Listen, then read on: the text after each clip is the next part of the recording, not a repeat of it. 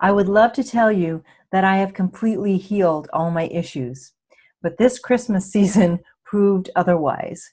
The truth is, for all of us, myself included, healing is a process of 2 steps forward and 1 step back, and it always will be.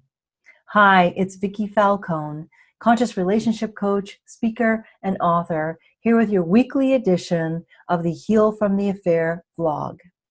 Well, I recently returned from my annual Christmas trip to Colorado, where once again I stayed at the home of my former husband, Joe, the one who had the affair. Our kids requested this arrangement, and as many of you who followed me know, it's worked great for 10 years. We, in fact, get along a lot better than a lot of intact families that I know. This peaceful scene that we get to have is one of the many gifts I received as a direct result of all the work I did to heal myself and forgive Joe. I am beyond grateful to be able to share Christmas Day with my children and feel detached and peaceful. For the first time, though, I found myself quite challenged. For starters, I boarded the plane significantly sleep deprived. Then on the flight, I started making choices that were less than self-honoring. It started out so small, as it often does. On the plane ride in, I wanted to hydrate myself and chose to order orange juice. Now, orange juice is a great choice for hydrating, but not for me. Citrus often triggers my migraine headaches, and I know this. But my self-talk when I'm abandoning myself sounds like this. I should be fine doing fill in the blank.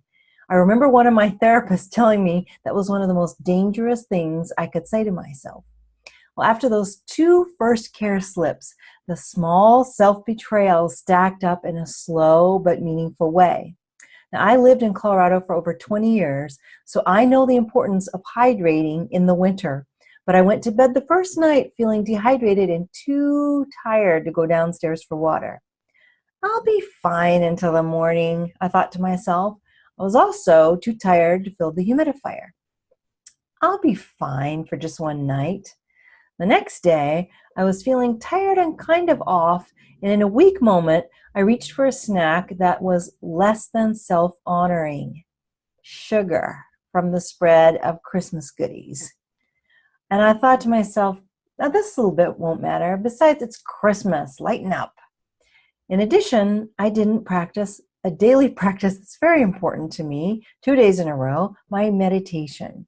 So by Christmas morning, all my little abandonments caught up to me, and I found myself in bed with the flu plus a migraine headache. As I lay in bed shivering and in excruciating pain, I had a lot of time to think. What happened? I pondered. It didn't take me long to realize that I had lapsed into an old pattern of abandoning myself. Thankfully, there were no high drama emotional blow-ups or anything like that. It seemed, though, that I had contained the explosion within my own body. So here was my recipe for my perfect storm. Sleep deprivation plus dehydration plus sugar minus meditation equals dis-ease. I, like most people that I work with, am a recovering codependent. Those of us who struggle with codependency often have a lifelong habit of abandoning ourselves. We can find it challenging to take care of ourselves, especially in stressful situations. One of the most damaging patterns that I uncovered and spent years healing was that of abandoning myself when in proximity of my former husband.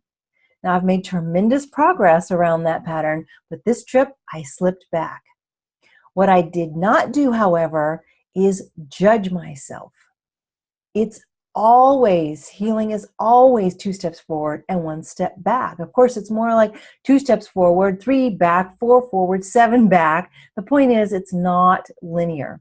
And I find that many of my clients get stuck and slow down their healing because they beat themselves up when they slip backwards. When this is the very moment that you most need your own love, acceptance, and patience, not to mention self-forgiveness. This is what my beloved professor, Dr. H. Ron Holnick, meant when he said, he said, how you relate to yourself as you go through the issue is the issue. That's really important. Let me say it again. How you relate to yourself as you go through the issue is the issue. You are going to slide backwards on your journey of healing. The way you relate to yourself during your perceived slips will in large part determine the length and ease of your healing journey. So I lay in that bed with the chills, my head pounding, and forgave myself completely. Well, here's the bad news, the news, and the good news. The bad news is we are never done healing, as you can see from my holiday experience. The news is that the best we can hope for, which is hopeful, is to reduce the intensity and the duration of our upsets. As long as we are generally moving in the direction of feeling upset less frequently and for shorter periods of time, we are making progress. We are healing. And here's the good news. We have a lot of control over the intensity and the duration by how we respond to ourselves during our one step back moments. We can choose to meet ourselves with self-forgiveness rather than judgment. So I invite you right now to make a commitment to yourself that you will love and accept yourself no matter what on your next step back, that you will not withhold love. Though it may seem counterintuitive, the truth is that we heal faster in an environment of love and acceptance. So decide right now that on your next slip back, you'll love and forgive yourself completely.